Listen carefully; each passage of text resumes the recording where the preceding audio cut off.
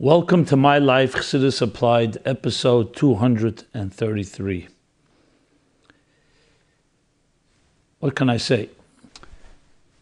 We must begin with a tragic and horrific killing in cold blood on a Shabbos morning.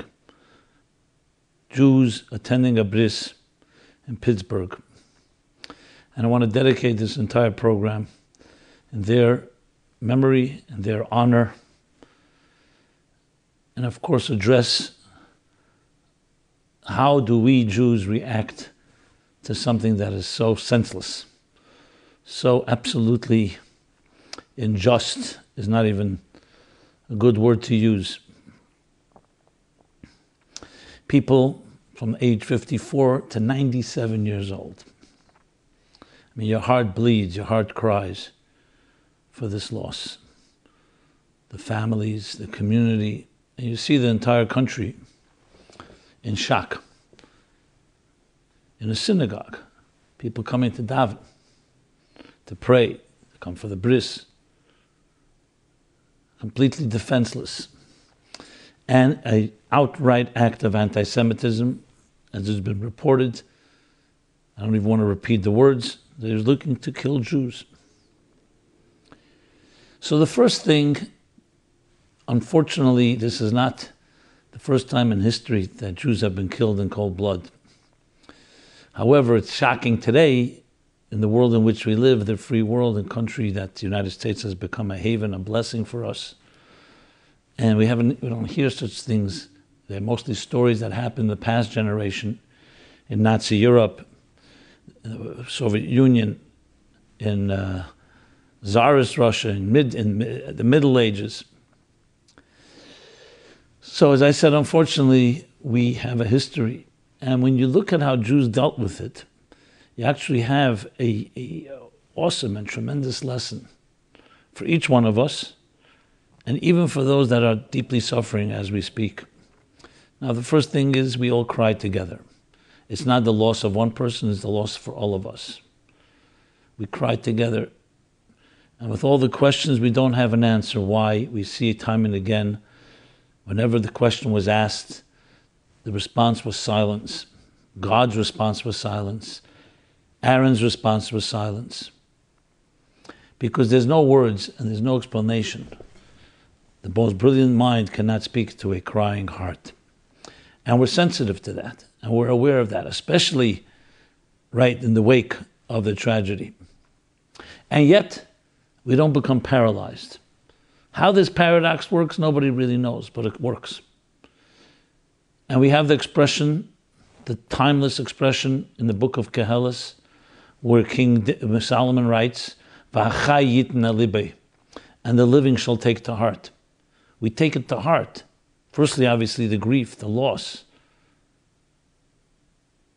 But we also take to heart that we don't ignore it, and we look into our introspection, into our own soul, a soul search. As Maimonides writes, the Rambam writes, in the beginning of the laws of tinius, of fasting, explaining why do we fast, the different fast days that we have throughout the year, and he gives an unbelievable and powerful explanation. He says, when a tragedy, when a catastrophe happens to an individual or a community, it is cruel to look at it as some type of random event that just happened, an accident. But we have to look into our hearts and see what we can do to commend our ways and correct. And that's why we fast during the fast days, which happened due to different tragic events in history. And this applies as well to this tragedy. I'm not suggesting we have to fast. That's up to rabbis. If they want to call a fast day, that's their thing. Usually that's not done. But the point I'm making here is that we do not ignore it. Not just that we feel the pain and we have the empathy and we grieve and we cry and we participate in every possible way to support, morally support, emotionally support in every possible way those that have lost lives and their families. But we also look into our hearts. And this is important to emphasize. And I believe I've discussed this in this program more than once. This is not about finger pointing. Because many people say, oh, is due to somebody's actions. You must have done something wrong. No, you have to look at yourself. You heard about the story. Even if you don't live in the community, that means that you have to look into your own heart and soul. And it doesn't say necessarily that because you did something wrong, that's why this happened. As I said, we don't explain it. But it means that it's an opportunity, and it's a wake-up call. So you see senseless hate, you counter it with senseless love. When you see darkness, we counter it with light. And this has been the Jewish way, which frankly is a universal way, and the most healthy psychological way to deal with tragic loss, is that we do not remain complacent. We don't get paralyzed in the pain. On the contrary, we take all our grief and we channel it toward a revolution of good. And you'll say, 1 second, there's so many reasons to be angry and bitter and accusatory. And yes, the person responsible is absolutely responsible and should be prosecuted in the fullest possible way. But the question is, what do we do? Is that enough? No. We have to become better people. And here are 11 individuals, 11 souls. In a way, we redeem them by taking their memory, then their legacy, by doubling and tripling and quadrupling, and as many times as possible, the good deeds that we commit to in their honor. As we did with the Holocaust, 6 million Jews, so we have to replace 6 million people's, all the good deeds that they would have done, if that's possible, but as much as we can. So yes, this is a call to action. But at the same time, obviously, right now, just to absorb it all is difficult. But that's the direction we take. And you look at the greats of all the greatest of greats, that's what they did. They grieved, they suffered, they were hurt. But they didn't end there. Because grief is energy, sadness is energy, pain is energy. And the energy could just go to waste, God forbid, or it can be channeled toward greater commitment, becoming a better person, becoming less complacent. Obviously, measures need to be taken, whether it's security measures, besides legal measures, to protect and make sure it doesn't happen again. And whatever those measures, we leave to the people who deal with that. And everything should be used. Our approach is being prudent. You do everything necessary to protect innocent people. But on a personal level, which is what I'm addressing, Chassidus applied, is we don't allow a negative thing to turn us into negative people. Yes, we've suffered, but we have not become sufferers.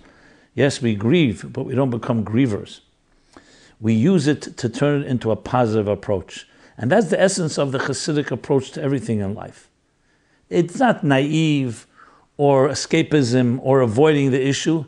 It's looking sometimes darkness in the eye and yet saying, I will take that and turn it into a positive force for good. That's how we rebel. That's how we express our vengeance. Not through other acts of atrocities, but through a commitment to build our families stronger, to make greater commitments to goodness, and to share that with our children and with everyone around us. That's how we create a healthy approach to even the most horrific and insane and senseless type of killings like this one. Hashem should bless the families to have the strength to deal with this and become stronger. May we all join with them, because as I said, it's the pain of us all. And may the neshamas that were taken, Kedushin, literally, on the Kiddush Hashem, their lives were taken because they were Jewish, no other reason. May those neshamas cry out in heaven and say, Ad kan ad mosai, how much more do we have to take? That this should be the last of all pain in our lifetimes, and we should be zeich and merit. The Geula should come, Mashiach, and the return of these souls and all our loved ones and all our families and all those that have passed on. But their souls continue to live on, and we, meanwhile, have to do whatever is possible to channel and immortalize and personify what they stand for in this material world. Much more can be said, but I will stop with that because it's not about giving a speech on this. It's more really a call to action, what each of us can do in this regard. And I felt talking Chassidus applied to life. Here's a life situation a horrific life situation, and even there, Torah and Chassidus has what to say about it.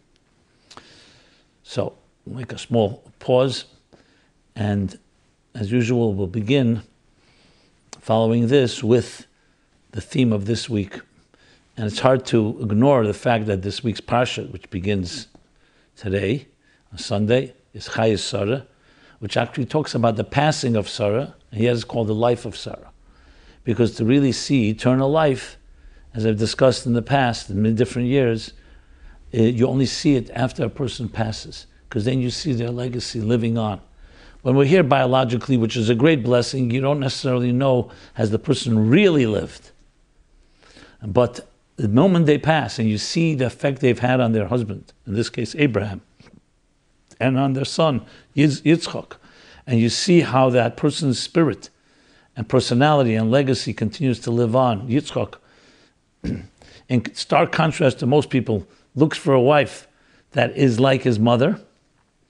As we speak at the end of the chapter, Rivka, that when she entered the oil, the tent of Sarah, he saw that she was like his mother Sarah. So Sarah lives on. And here we are, almost 3,800 years later, and we talk about Sarah. As if she's alive, it's our mother, Sarah Imenu, the wife of Abraham, who both together pioneered literally morality, ethics, social justice in this world. So when do you see the Chayei Sarah? Now, when we talk about it now.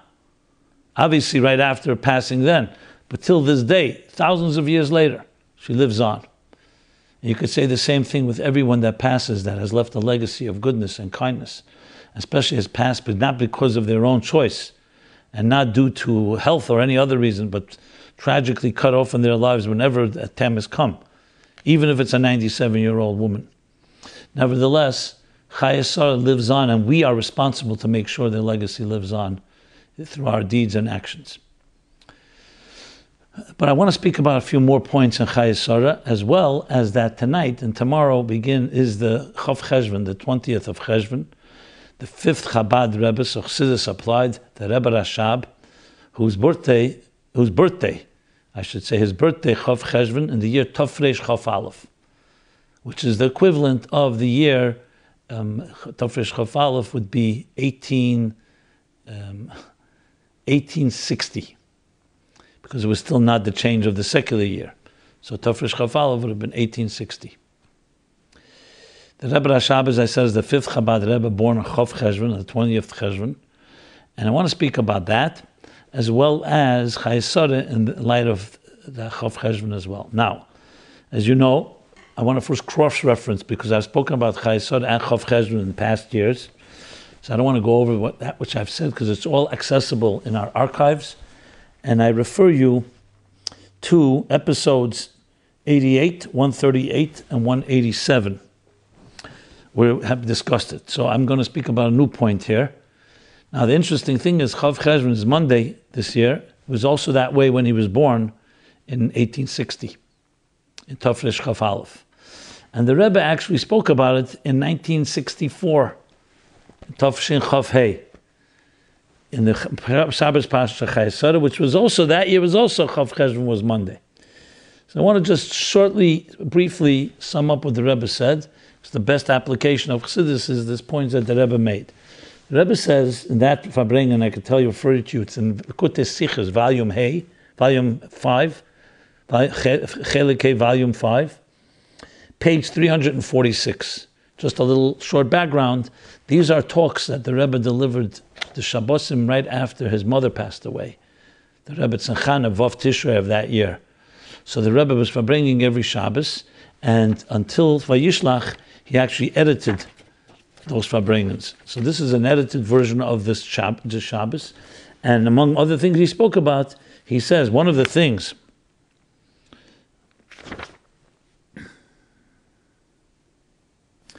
actually it was the Monday before Chayei Sarah, is that, like here, like the Monday before Chayei Sarah, like it is this year.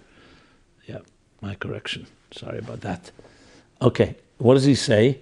That one of the things that are Oila, Shabbos, all the days of the week are elevated, is Chof Cheshvan. So he says that to understand the personality of a particular day, you can look at the parsha in the Torah that's connected to that. In this case, the chapter between Sheni and Shlishi, which corresponds to the second day of the week, in the chapter of Chayei. And what does it say there? So he says,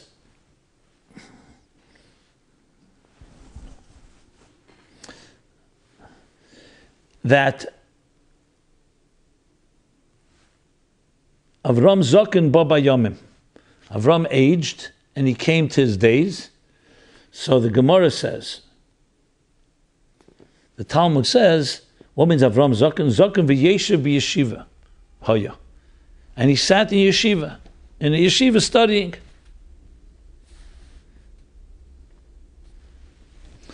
The Rebbe says, what's the connection to the Rebbe Rashab?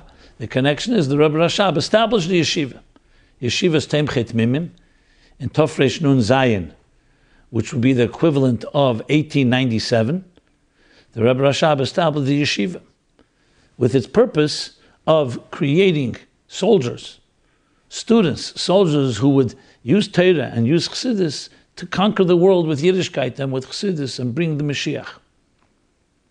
So that's one comparison. Another thing that we read, it says, God blessed Avram with everything. Says Rashi, what's Bakel? What is everything? It says Bakel is gematria. It's the same numerical equivalent as the word ben, son. Meaning, that he blessed him with a son, which indicates, and why is it relevant here? Because now comes the time to marry off the son. The Rebbe goes on to explain how a son includes everything in it, because Yitzchak included all the qualities and virtues that Avram had. What's the connection to the Rebbe Rashab? The Rebbe Rashab too had a son called Yitzchak, Yosef Yitzchak, that's the Frierdiker Rebbe, had all the qualities of his father, and he became the Nasi, the leader, after the Rebbe Rashab in Tafresh Pei, when the Rebbe Rashab passed away. In 1920, the Rebbe, Frierdiker Rebbe, assumed the leadership and would be the Rebbe until 1950, when the Rebbe took over. And the Rebbe goes on to say, what's the lesson to us? The lesson to us is that whenever you come to a place, the first thing is you have to establish a yeshiva. Yeshiva means to settle in, but not just settling in, a place of Torah that's just not arai, not something that is temporary, but is a permanent fixture in the community or in the city in which you live. The second thing is that we have to affect bakel, impact everything around us with all the qualities and virtues that we're given and blessed with. So the lesson is very clear about Chayei, connecting it to the Rebbe Rashab and Chof Cheshvan. We'll talk at the end of this program, in the Chassidus question, the connection of the Rebbe Rashab with Kisr, because he was born in, the Tzemach Tzedek says, he was born in Tofresh Chof Aleph, that's Kisr in Aramaic, Kisr, the crown, and Chof Cheshvan, 20 Chof is the Rosh Hashanah, is the acronym for Kisr also. We'll talk about that and the connection to this that we're discussing. So these are lessons that the Rebbe says here that are all relevant to us, because what was the bottom line that the Rebbe Rashab taught us is he established the yeshiva not just to learn. Learning is critical, but to take the learning and applying it to life and actually transform our communities and the world around us with Torah and Chassidus and prepare it for that world when the world will come to peace and no more bloodshed and only joy and no more war, no more famine and all the other details that the Rambam enumerates in the time of Mashiach comes. A world filled with divine knowledge as the waters cover the sea. And that's the lesson we take from Avram and the Rebbe Rashab and the connection to that. You can look it up more in detail in the Sikha that I referred to. But I want to connect it back to Pittsburgh. I was looking, then the Frierdiker Rebbe talk about Yitzchak, came to America the first time in 1929, 1930. So he visited many cities, didn't visit Pittsburgh actually, visited Philadelphia. But then, 10 years later, when he settled, one of the first places where yeshiva was set up, a yeshiva, was in Pittsburgh.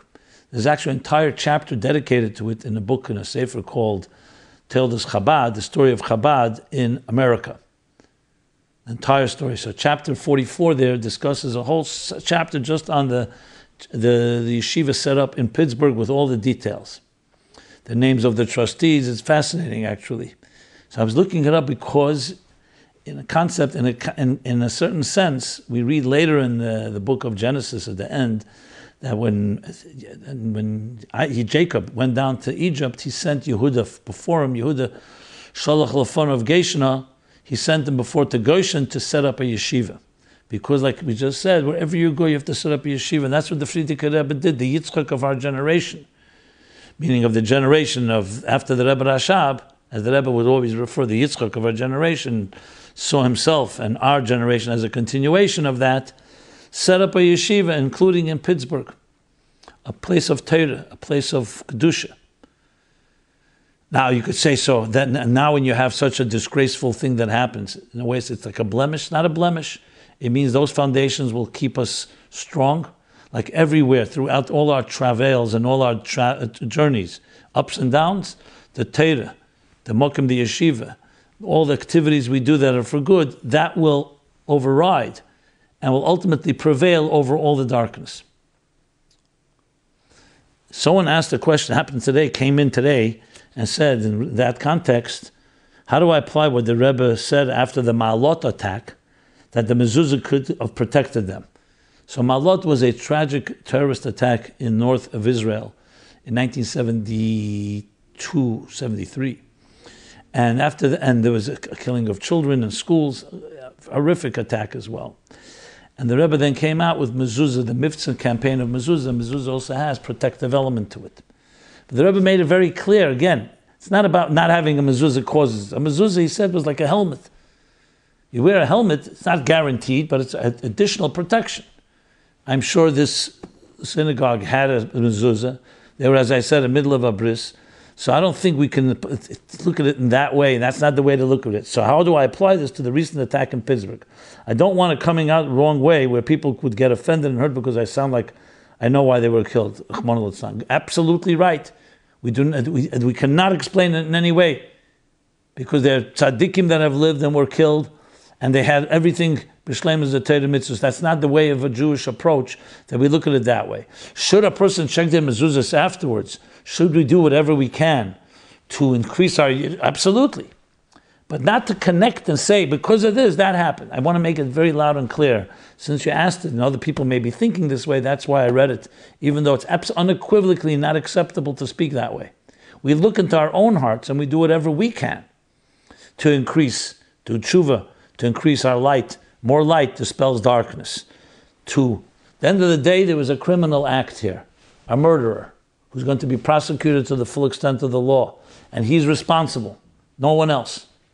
Yet we look into our hearts because what can we do to bring more light into this world to prevent and eliminate and eradicate once and for all such darkness?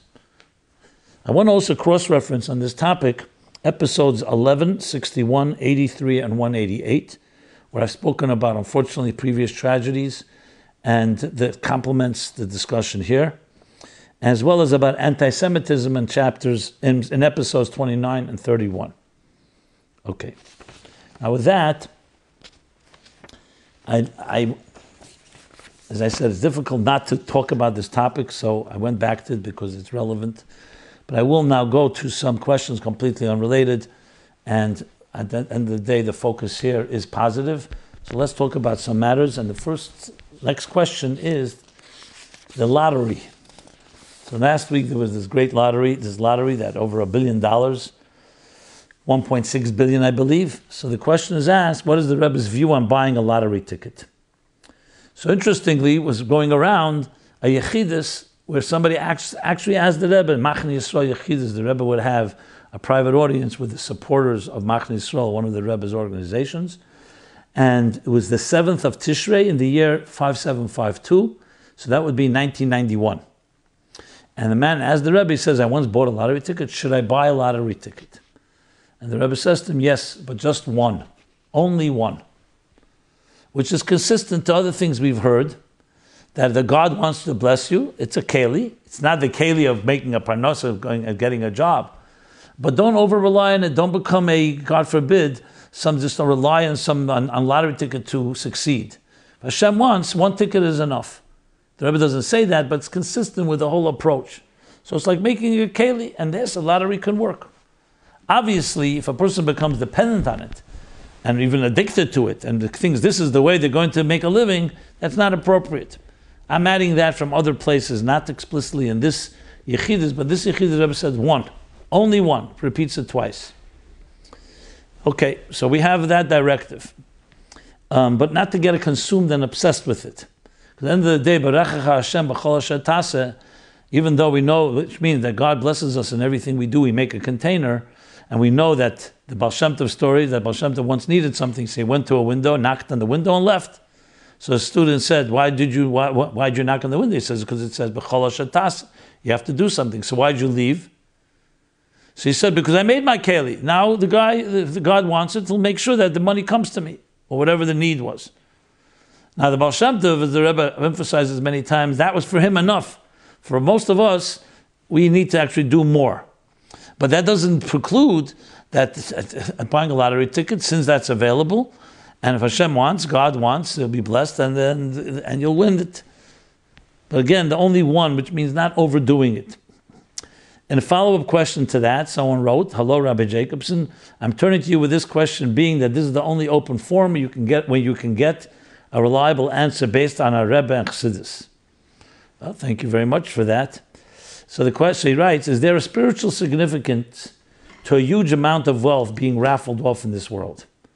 I recall learning that even a grass will only grow if it was decreed from above, which extending that to our case means that it was ordained from above that there should be a huge wealth raffled off to potentially any individual. So my question is, when we look at this lottery and the hype, what can we learn from it? Also, if the Rebbe ever mentioned something we can learn from this, do you mind sharing it with us? Thanks and blessings to you and your family.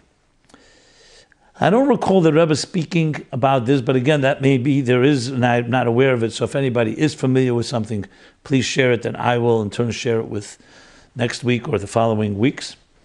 But if you, off the cuff, so to speak, what comes to mind, everything is a lesson. It's a very interesting question. In other words, it's not just whether to buy the lottery ticket, which I addressed, but also what lessons. The lesson is that it shows that a person, God can bless everybody and creates opportunities in these strange times, that even though to make $1 billion or 1.6 billion after taxes, maybe it's half of that, is still an exorbitant amount, that if the Hashem wants, he can bless somebody even in Shus Hashem K'erefayit, that God's help and salvation can come the blink of an eye. That's the first lesson that comes to mind. Completely disproportionate to the amount of effort we put in. So that's number one. Number two, why in our times is that the way? Well, we do live in a time of abundance, prosperity that once was unprecedented, and at the end of the day, all the prosperity was created in order to serve God. So it could well be that God allowed this type of lottery to happen because it's a way that anyone that wins it should actually use it for a godly and divine purpose, not just an indulge. That's the second point I would make. And the third point I would make is that we are right now close to the time of Mashiach, when it'll be Madanim Mitzrayim Ka'ofer. Rambam says, pleasures, delights will be as plentiful as dust of earth. It will be all over, to the point it won't even be valued because it will be so abundant. Wealth is all about supply and demand. If, for example, there was very little dust in this world, that would be very valuable. But gold happens to be more rare, and other precious stones. When Mashiach comes, it will be so abundant. So it could be right before before Mashiach comes, we're starting to get a taste of that type of abundance that comes with little effort, and it'll just be spread out to everybody. So obviously the lottery is not to everyone, but it's maybe a taste of that experience. Those are the few points that come to mind. Okay. Let's go to another question. Completely, again, unrelated, at least ostensibly. Everything is always connected. After finishing yeshiva, I am not sure what I should be doing. I am feeling resentful that I was not trained to make a living. What would the Rebbe say about first making a living and then getting married? In more detail, the question breaks into two parts, two different questions, which I combined from different people from different times. And that goes like this. Dear Rabbi Jacobson, I've watched several of your videos and find them very insightful and helpful. I would also like to commend you on your courage to face any question without holding back. My question is a vague one which could broach on various topics, so I apologize in advance and we'll try to get to the point. I'm a quote-unquote normal bocher, student, who just finished quote-unquote the system, including shlichus, smicha, etc. Shlichus being an emissary at some yeshiva, and smicha is getting ordination, rabbinic ordination. I'm 23 years old and have had a good time in yeshiva. The problem is now what? Where do I go from here? It suddenly occurred to me that I don't really know what I want to do, and that I lack the fundamentals to do them. Feelings of resentment toward my upbringing are creeping in, and I'm trying to stay positive. However, I do wonder, how does the Rebbe explain the Gemara Rambam? They write, the way of the wise is to first purchase a house and then find a wife. Furthermore, would the Rebbe's opinion about college include what we have today with Jewish non-mixed settings, Jewish colleges that have non-mixed settings? Is there a concept of the times have changed, quote unquote? Regarding what the Rebbe says, the second way, it is said about different mention. Okay, that last line, I'm not sure, it's a little gibberish. Fine. Question is clear. So in truth, I talked about this very directly, and I don't want to go over the whole thing, so I'm going to refer you straight. I talked about it in episodes 153, 201, 203, and 207. And I actually read a letter from the Rebbe that Imamish talks about literally about this topic. That although the Gemara and the Halacha says that first Parnasa, then loudly the Rebbe says today is the other way around, and explains it in that letter. Again, I don't want to use the time, valuable time, to repeat, so it's in those episodes that I just referred you to. Just briefly, is yes, we do have a great Rebbe and we have a great Torah that gives us direction, and turn to it. Find a mashpia that can help you interpret it and apply it to your life. There is no such thing as resignation. I don't know what to do. And definitely do not allow resentment to control your life. What you want to do is find out what the Torah, what Chassidus, what the Rebbe says in your given situation. I specifically mention a mentor, a mashpia, because every situation is different and it's important to get good direction. And I definitely strongly refer you to those episodes. I'll repeat them again, even though you can always rewind, not in the live program, obviously, afterwards, but just, again, episodes 153, 201, 203, 207. But since it's a personal question, I see it's a question that comes up from time to time, it's worthwhile refreshing our discussion on the topic. Another question that connects to it is actually a follow-up to episode 209, college. Why do we respect university-trained professionals in our community, but frown upon yeshiva bochurim going to college? Dear Rabbi Jacobson, thank you for your discussion last week regarding studying in college. He's talking about episode 209. It's a follow-up. I agree that attending college is in the conventional sense, kederach kol haaretz, in the conventional sense, could be detrimental to one's Yiddishkeit, Judaism, if not applied properly. It is also important that one choose to study a practical career path, such as accountancy or law, rather than study philosophy or liberal arts. What I find frustrating, however, is that no one in the Frum or Lubavitch community has any issue if one of its members is a doctor, lawyer, accountant, psychologist, or qualified teacher. In fact, these people will be respected as upstanding, successful members of the community and will be called upon to share their skills or expertise and money, to help improve the collective experience of the community. Yet if someone were to say that they are studying to become qualified in any of these professions I listed above, the response often would be something to the effect of, "Nu, feh, you shouldn't be in college," or "How long does it take anyway?" It's a bit ridiculous that you are completely accepted and embraced for being a professional, but the expectation is for it to happen overnight without any training. On the flip side, any Lubavitch who advertises him or herself in any given professional field is basically giving away the dark secret that he or she went against the Rebbe's wishes by going to college. But again, no one shuns these frum professionals. Rather, they are treated with the utmost respect. So basically, during your training years, you need to keep your university study a secret for fear of rejection. By the end of the day, it's worth it since people will respect you once you start practicing in your chosen field of expertise. I'd be interested in hearing your thoughts on this puzzling paradox. Many thanks and kol tuv. So first I refer you again to the same episodes I mentioned, where I discussed it. I also discussed that no times have not changed in response to the previous question. But the angle you've taken here is an interesting one. But we know that there are people, anyone who started university, people who, for example, may have become Shemet Torah mitzvahs in the middle of their university studies, very often, in most cases, maybe in all cases, the Rebbe told them to finish their studies. And there were actually people that the Rebbe encouraged to get a degree, because he recognized that these are people who will not be affected in the negative way, and they know how to use it for holiness. For someone who's already there, the Rebbe is not against education, against knowledge. It was a matter of choices, as I discussed in those episodes. If you have the opportunity to come to a community and be a soul doctor that helps people, their souls, and there are many doctors, there are many accountants, many lawyers, what do we need another one for?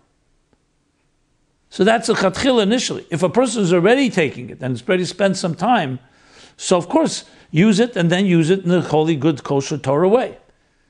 Why we respect? We respect everybody, a professional. But you could also be a professional teacher, a professional shliach, a professional asken, public servant, a professional running of a non-profit. The Rebbe wanted to show the priority should be that, because that's what we need most in our world. What's lacking most is spiritual direction, is Jewish inspiration, is knowledge. We live in a world that is very ignorant. People who are like born into captivity from a spiritual and Jewish sense of the word. And I said, as I elaborated more there, so there's nothing. Of course, you respect every human being, even if they're not a doctor. And if the person is a delivery person, you don't respect them. So I understand there's an element of respect that comes as a result of a professional. Obviously, is an accomplished person, but you can respect a great Talmid Chacham, a scholar, people who are leaders in their community, as I just elaborated on. And no, I wouldn't look at it this way. I would look at it, find out what is the best thing for you to be doing in fulfilling the mission of your life. And Hashgacha Pratis is very vital here. Someone was brought up in a secular world and already went to college, university. To finish is part of the Hashgacha Pratis of their life. Someone else brought up in a yeshiva environment, as a chassid, under the Rebbe's influence and the Rebbe's direction, and is aware of that, so they have the Rebbe's gift, the gift of knowing why they're here and the purpose that they were blessed with. So that's the brief answer, and the rest, as I said, I referred to those other episodes. Now I'm going to do a bunch of follow-ups, because there's been a tremendous amount of follow-up to previous episodes, which is why I also chose less topics, new topics, because I want to really cover these follow-ups. Last week I wasn't able to cover it, so I'm going to try to do as many as I can, if not, and the rest I will do, please God, in the coming weeks. So in episode 231, I spoke about a couple who fight after they go out or they have guests. So you can go back to episode 231. Let me use this opportunity to tell you about the rich resources we have online, completely free for your use. And that is at meaningfullife.com/mylife. You have all the archives of now 232 episodes. That's a serious amount of material. It's all time-stamped in the YouTube version of the videos.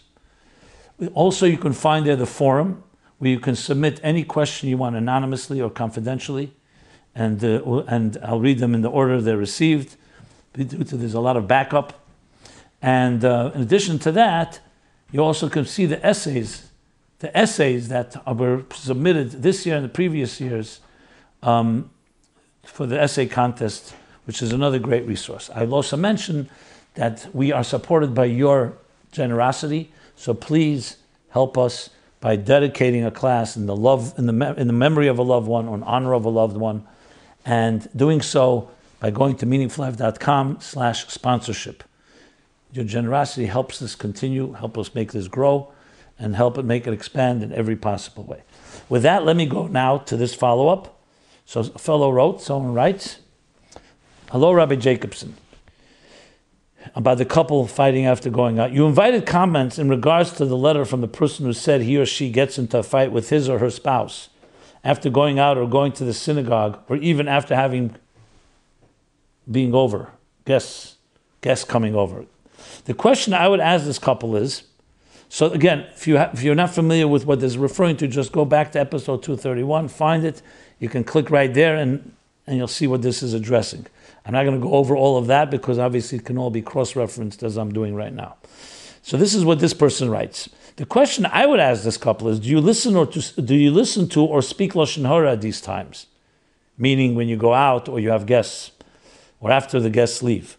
I used to come home and feel irritable after going to synagogue or a dinner out because I heard Lashon Hara or other inappropriate conversation, and I did not do anything about it but listen passively. For example, at the Shabbat dinner table, the host would start saying something negative about someone. The most egregious example was when the rabbi himself would start to badmouth another rabbi. I also didn't like it when the conversation on Shabbat would shift to a discussion about money. Even after the Kiddush recited specifically said to honor Shabbos by avoiding such mundane speech. I felt bad when I passively endured all these things. I made a little bit of progress when I would get up and excuse myself and go to the bathroom when such conversations started, hoping that when I returned the subject would have shifted. Finally, I got to the point where I said outright, I don't like to talk about money on Shabbat. And to his credit, that usually led to a change in the conversation. I wish now I had the chutzpah to have said, I don't want to listen to Lashon Hara, and if we can't shift the conversation, I'm out of here. I never did that, but Baruch Hashem, I was able to leave the congregation and community, and I'm now in a much better congregation and community where I rarely encounter such transgressions of speech. And I come home from shul and from social events in a much happier, more contented mood.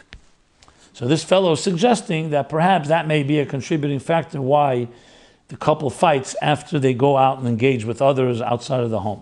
Possible, and it's a good question and a good point, and that's why I appreciate you writing that. And yes, we are always either part of the problem or part of the solution, which means when you see things being talked about that are inappropriate, that are bad-mouthing, that are negative, that are just negative energy, don't just ignore it. Either change the subject. You don't have to reprimand anybody because that's also can become negative. But in some way, turn it to positive. Don't participate. Definitely don't become a party to a discussion that is either inciting or negative about someone or machlekes oriented and so on. So thank you for that. Another question was regarding also episode 231 was diminishing generations. They were speaking about the question there was about the later generations, why the external things may matter more in episode 231, 2 weeks ago. So this fellow writes, Chief Mashpia of the Virtual Universe, Rabbi Jacob Chayei. Sounds like it's a regular writer. He always has these beautiful adjectives. In the Hayem Yem for 7th Mar Cheshvan, the previous Rebbe brings the order of refinement after Matan Torah, of action, speech, and thought. As such, it would seem that our generation, the last of Golus, has a generational job of refining thought, whereas the first generation, post-Matan Torah, had the generational task of refining action. How does this jive with what you said, and many others often say that our generation is the lowliest of generations? Thanks for your amazing V-Farbrengens, I guess, virtual Farbrengens. Yes, it's a good question. The Rebbe addresses it in his classic, famous essay that was printed first in Chuvas in Kevitz Lubavitch and then in Chuvas Suburim and now in Igris Kodesh Volume 2 on Tchias HaMesim, when he talks about the evolution of history, that the world and existence is always evolving toward greater perfection. That's not a contradiction, that though we are a much more perfect world than the earlier generations, because we have the cumulative power that they had plus what we have now. But we are actually refining the last steps, which is why it's called Ikvisa the Mashiach. Ikvisa means the heel. So if all of history looks like an organism, a body, Adam and Chava would be the Reish, the head. As you work your way down, Matan Torah, the Beis HaMikdash would be Meichin, Midas, until you get to Nehi. That's a Chayei, as the Frierdiker Rebbe and the Rebbe Rashab and the Maimer Pesach Maimorim of Tafresh Samach Tes and Tafshin Tes respectively talk about the last Birurim, but that doesn't mean that we don't have the cumulative power. So in some ways, our focus is on action.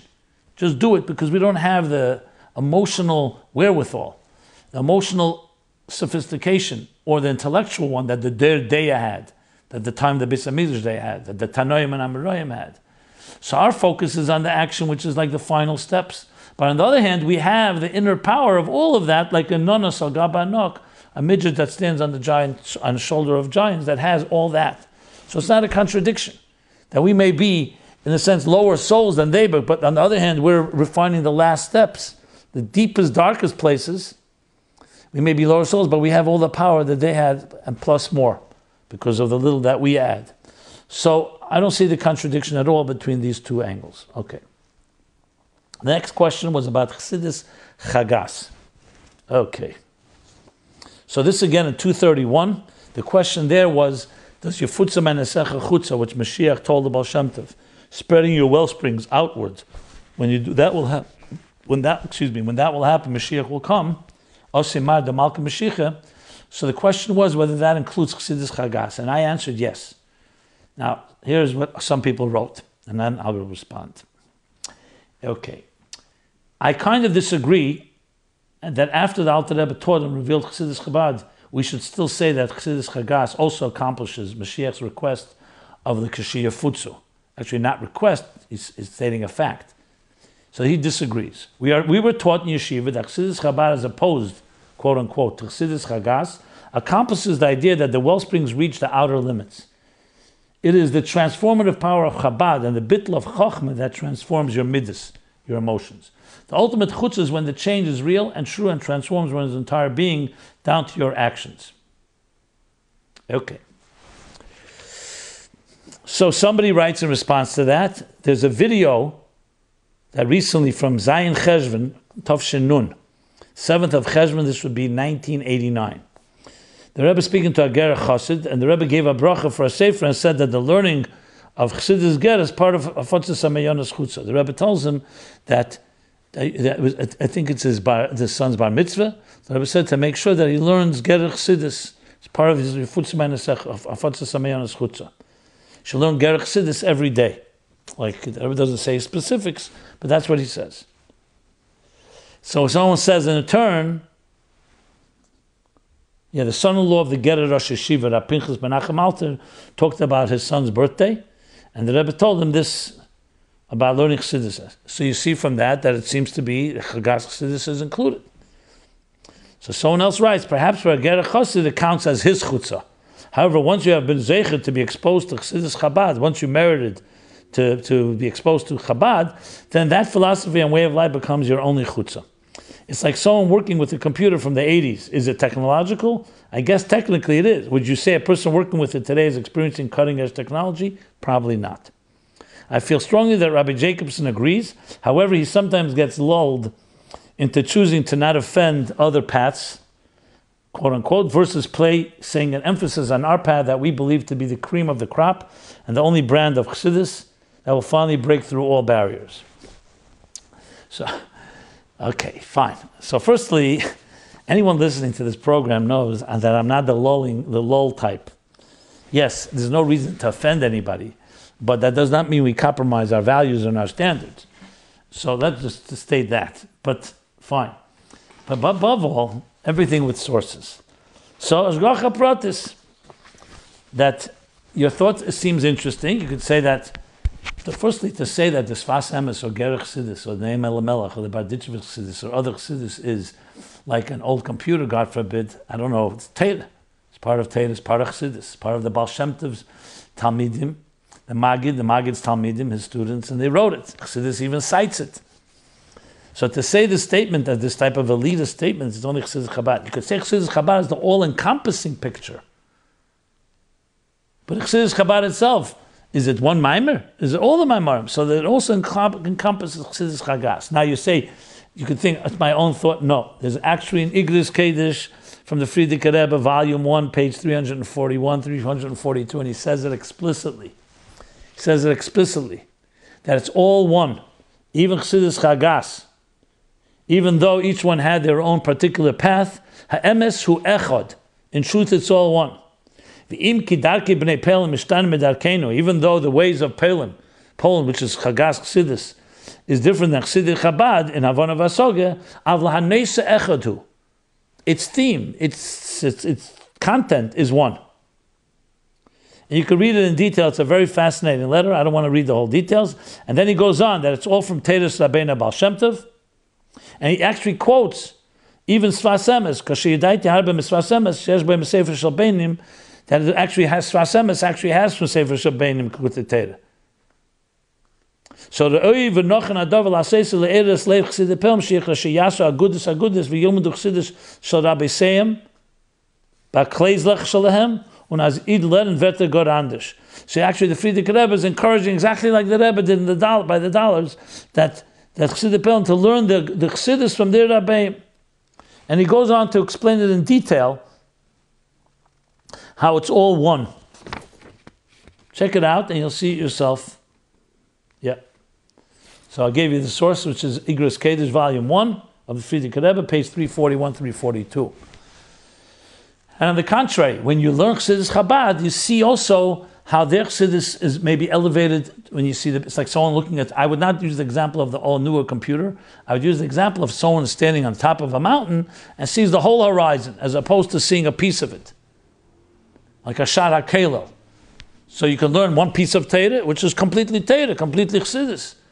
And then there's learning the whole picture. Just like when you learn Ayin Beis, you get a much bigger picture than when you learn one Maimer, even though it's all within Chassidus Chabad. So that's my take on this. Okay, the next question, the next follow-up. Okay, we're moving along here, is the issue of not religious therapists. This was last week, 232, episode 232, but not religious therapists. So here is a whole slew of responses. I'm not going to read them all. Suffice it to say, back and forth, some saying, no, it's all in Chassidus. Some saying, no, you have to have a religious therapist. It often causes damage. Someone actually brings a very interesting episode where the rabbis didn't help them, therapists didn't help them. They ended up getting counseling from actually Christian counseling. And they said that really saved their marriage. So as I said in my talk about this, it's a complicated matter. It's not black and white. Because there are areas that overlaps. And you go to a doctor, whoever can help you best, not necessarily the biggest, most God-fearing doctor. When it comes to psychological, emotional issues, obviously you want us to take greater care because you're dealing with the area that Chassidus is supposed to respond to, Tanya is supposed to respond to. But if you can't find someone that knows how to do it, then you may have to find someone that is sensitive to it and maybe even be familiar with Chassidus. And the goal would actually be maybe the final frontier is create a new model that encompasses the best of all worlds, the modalities that secular psychologists have developed, but the spirit and the content driven by Chassidus and the Yerushalayim of Chassidus. So it's very interesting back and forth.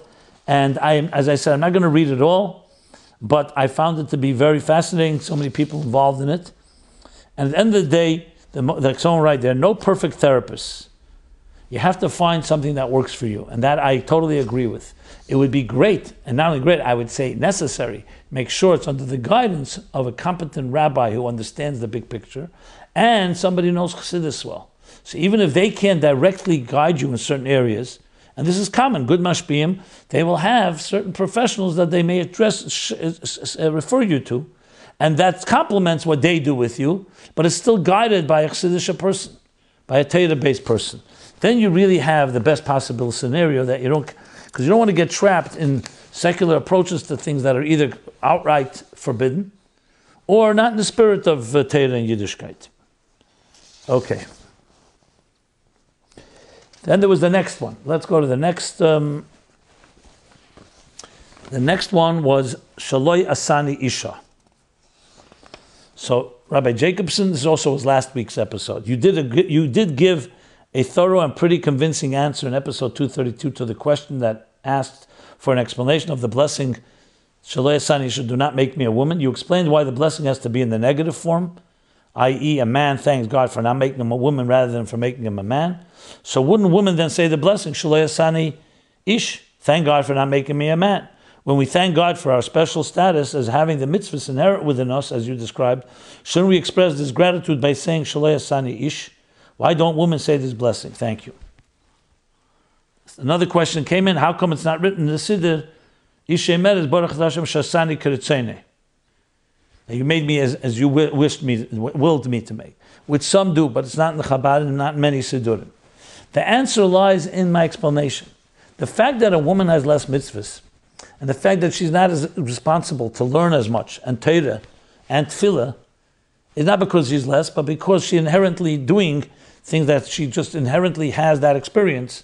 Like I mentioned, birth, and other fundamental things that she has. A woman does not need as much expression as a man, because a man comes from the world of expression. I don't know if I mentioned it last week, but in discussions in previous episodes, I spoke about a woman's energy is kvuda bas melech prima, the honor of the queen, of the princess, the daughter of the king, is inward. What that means in Chassidic terms, tze'er la'atzmei. It's an intimate energy that all of us have, which shines inward. Then there's expressive, eir legalis luzalose, or the energy that you express to others. Think of it, thought would be like, you think to yourself, you speak to others. So masculine energy is more expressive energy. Ish darke lichbesh. A man conquers, he's a warrior. He sublimates, he takes the coarse elements of the world and refines them. Like it says in the Talmud, he takes the wheat from the field and brings it to the woman, she bakes them. He brings the flax and she turns it into a garment. So he is basically sublimating and taming the elements. That's his strength, expression. And a woman turns it into an intimate force in life. Intimacy, by definition, does not need that much expression. So it's not about making a different blessing. It doesn't need expression. When a woman says Moedani in the morning, it includes all that. Thank you for giving me back my soul. Everyone says that. People forget, with all the brachas, let's not forget, they all come after Moedani. And everyone, man and woman, says that. Thank you for returning my soul to me. For a woman, it's a feminine soul. For a man, it's a masculine. And everyone's thanking. You don't have to have additional expression. A man needs more signposts to sublimate his aggressive ego and so much more of his externals that are necessary. And even that makes that often also difficult. Like I mentioned with Shabbos, tefillin is necessary through the week, but Shabbos itself has it. So you don't need the expression of it. Shabbos itself is that experience. Okay. Due to the time, let me see if I'm going to do any more. Okay. There's a few more, actually two more, which I'll push off to next week. So thank God we did pretty well. One is on shlichus, one is on stuck in marriage. Okay. Yeah. So now let us go to, where are we? The Chassidus question. Chassidus question, being that it's Chof Cheshvan this week, tomorrow. What is the connection between the Rebbe Rashab and Keser as indicated in the date of his birthday? Chof Cheshvan, the year Kisr. So let me explain with that question and then we'll answer it. Yeah. So in Chanech Lanar, it's a kuntus that from the Rebbe Rashab's Tzavah. So in the beginning of it, there is page 8. There's a summary of the biography of the Rebbe Rashab, and there it says that when they called the Rebbe Rashab, they called his name, meaning Shalom Dov Ber as Bris, so that Tzemach Tzedek, who was then still around, still before the Istalkus, I don't know if that, I apologize for that expression, still around is not the right way to say it, but the Tzemach Tzedek, of course, his Istalkus was Tofresh Chavov. The Rebbe Rashab was born 5 years before that. So the Tzemach Tzedek said, Melid Chof Cheshvan Tofresh Chaf Aleph, Sheyesh B'zeh Shnei Chofin, Shu Remez LeKisra Ilah. He says he was born Chof Cheshvan Kisra, Tofresh Chaf Aleph, if you reverse the letters, is Keser. In Aramaic, Keser is Kisra, the crown, that has two Chofs. The Chof of Cheshvan, the 20 is Chof, and Kisra is Chof. So he says that's two Chofim, which hints to Keser Ilah. And the Rebbe explains at length in the Sikha in Chof Cheshvan Tovshim Mem Zayin. It was Shabbos Pasha Vayed, it was Chof Cheshvan. That's in Sefer HaSichas Tovshim Mem Zayin, volume 1, page 62 and on. Beautiful explanation in the Tzemach Tzedek's words what he means. Briefly, Keser, Chassidus explains, is Rotzen. It's God's desire, will. It's the first interface between godliness and existence. Because if there's no will, there's no connection. If I don't want to do something, there's no will, there's no connection. Once I want to build a house, then the will leads me to implement that. You still need more than just a will. But will is the first interface between God and everything else that comes out of it. And this is explained at length Where? In the classic Hemshech Hayim Beis, which is the magnum opus of the Rebbe Rashab, the Bal Yemei Letters of Chof Cheshvan. Right in page 2, he begins to page 1, he starts Keser. The whole theme of Hayim Beis is Keser, which really is extension of Kabbalah and Eitz Chaim, that Keser is the interface. Keser consists of two parts, Atik and Arich. The part that, like in any interface, like think of a translator, you have the part that represents the higher entity, which this case is Elikus, Atik, and the part that relates to existence. And they both come together in Keser, and that's the two parts of Keser. So the Rebbe Rashab's role was interface, which we see in establishing the yeshiva that we mentioned before, Temchit Mimim, and being the Rambam of Chassidus, where he took Chassidus and turned it into like a Rambam in an organized way, as he elaborates in this Sikha. And he says, Chassidus is Primis HaTeira that comes from Keser. But Chlal Teira is Keser. We say Keser Teira, because Keser is Chachmasar Tzenish LaKadosh Baruch Hu. Teira is like the blueprint of existence. It's the interface between God and existence, where God invested his will and his wisdom into Teira. In Teira itself, Primis HaKeser is, or Keser in general, the Keser of Teira itself is Primis HaTeira, and Primis HaTeira itself is Primis HaKeser, as he elaborates here, and based on the Kuntas Inyan Shal Teira Chassidus, which is based on the Maimer of Yutas Kislev Tafrei Shayin Hey, which the Rebbe Chazer that year, when he said Kuntas Inyan Shal Teira Chassidus, Yutas Kislev Tafrei Chavov. So all this, he explains, is the Keser that brings Elikus into Welt. That's what Chassidus does. Chassidus takes the vine, and through the garments of intelligence, not that how people misunderstand that Chassidus is understanding God. No, it's godliness manifesting through intelligence so we can relate to it on our terms. So that's what Chassidus is in general, and the Rebbe Rashab, the Rambam of Chassidus, took it to epitomize that. So that's why his birthday is Chof Cheshvan, Chof, in the year Kisr. So you have both elements of Keser with him. Yeah. And you can look it up more in detail there. So the Rebbe Rashab, his whole purpose in life, his whole mission, his particular role is hinted to in his birthday itself, Chof, in the year Kisra. The Rebbe adds, Kisra is not Keser, that would be Tofresh Chof. It's in the Aramaic. So that's the Targum. And Targum means bringing it into Chutzah, even in a language that's outside of Hebrew, Aramaic, which only emphasizes more this interface. That's the brief of it. And that is based, as I said, on this Sikh.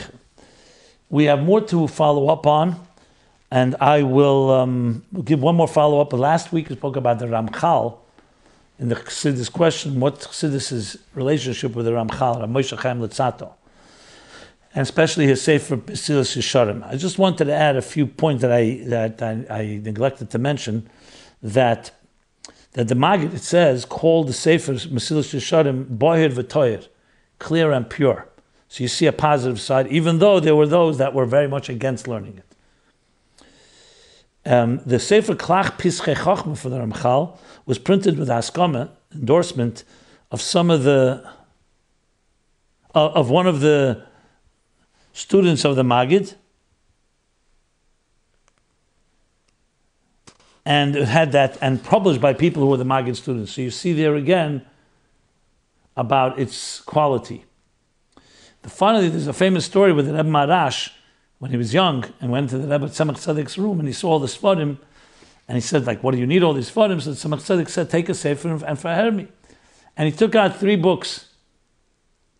But one of them was Mesilas Yesharim, that was the third one, and the Tzemach Tzedek began to quote it. So it was the 2 other Sfarim, I'll tell you which 3. They were all with a mem. The first one was Sefer Mislel, which is a Sefer of Digduk. The second Sefer was Mesilas Chochma. That was a Sefer which has Klolim and Kabbalah. And then he took one more Mesilas Yesharim, and the Tzemach Tzedek actually told him what it says there. He knew it word for word. And he said it's a Sefer of Musar. And he said, Baal Peh b'mokim. He asked me, and he told me Baal Peh from the place that I asked him, seeing that the Tzemach Tzedek clearly knew it. One more thing I want to mention. Someone pointed out to me that there's an expression in the mitzvahs Milah and Derech Mitzvah the Tzemach Tzedek, which he wrote when he was young, 12a, Yud Beis Aleph, a language that's very similar to Ramchal and Klach Piskei Chochma Pesach Dalet in the fourth gate or the fourth door. Okay, let me now go to the essays, and this is a complement to last week's discussion on Ramchal. So 3 essays. The first essay, How to Use Chassidus to Change Your Negative Mindset for the Good.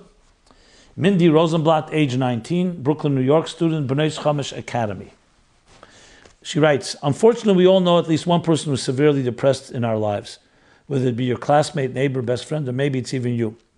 When one is depressed and going through a hard time, they get stuck in this deep but shallow mindset of self-hate and doubt.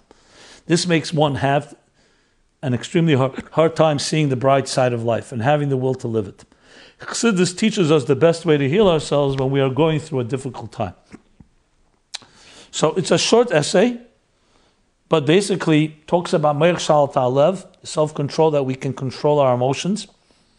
Very consistent to what I spoke about earlier, obviously much more tragic circumstances of the Chassidic approach to difficult situations. And it brings Rabbi Moshe Meisel's famous story, how he controlled his heart when Napoleon went over. He was a spy, spying for the Alter Rebbe for the side of the Alexander of Russia, but basically expressing how we have that control over our emotions. So that's one essay. Second essay is New Perspective, Simmy Kaltmann, age 16, New Albany, Ohio, a student, Lubavitch Girls High School. When you are 14 years old and you leave home, it really helps to know exactly who you are. To me, home is an anchor, a place where I can just be myself in a safe and accepting environment. And then that fateful day comes and I'm gone, off to a new place, new friends, and new life away from home. What does all of this mean? How can I possibly make sense of such a life-changing move? And uses a few good anecdotes. Talks about her grandfather who was a Holocaust survivor. And then using Tanya, that explains how really one can get the strength of making such transitions. Tanya beginning, basically the certain few basic principles on Tanya in the beginning of Tanya. And again, very well done. I enjoyed reading it. So, using it also, comparing it to Chana. So this and the other essays, let me read the third one.